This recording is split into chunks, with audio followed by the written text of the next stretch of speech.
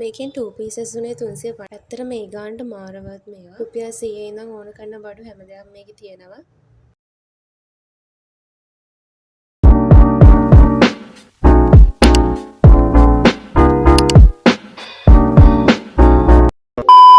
Hi ළමයි, ඔයාලා හොඳින් ඇති කියලා මම හිතනවා.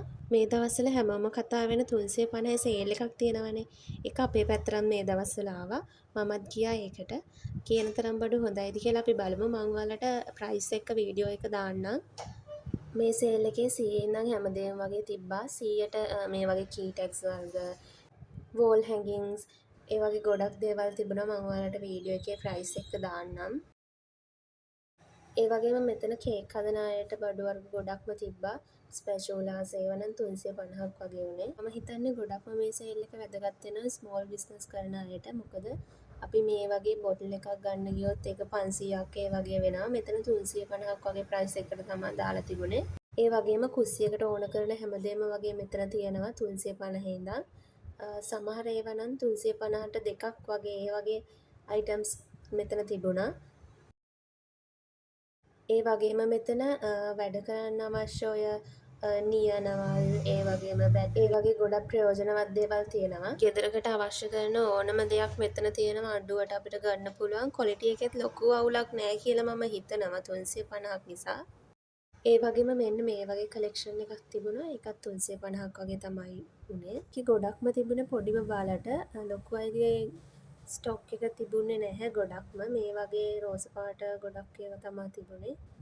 ඒ වගේම තමන්ගේම බිස්නස් එකක් පටන් ගන්න ඉන්න අයටත් මේක ලොකු ප්‍රයෝජනයක් වෙයි කියලා මම හිතනවා.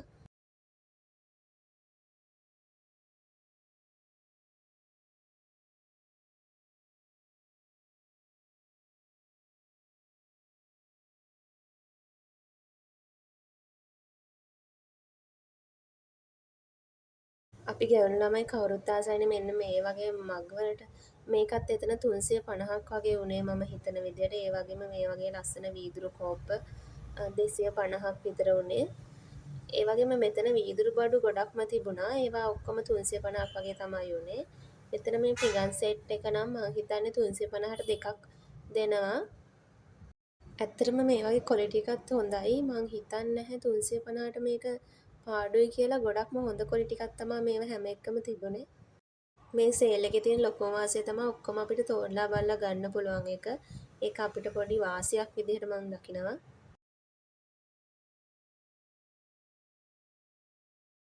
මම දැන් මේ පෙන්නන අයිටම්ස් ටික රුපියල් 100යි.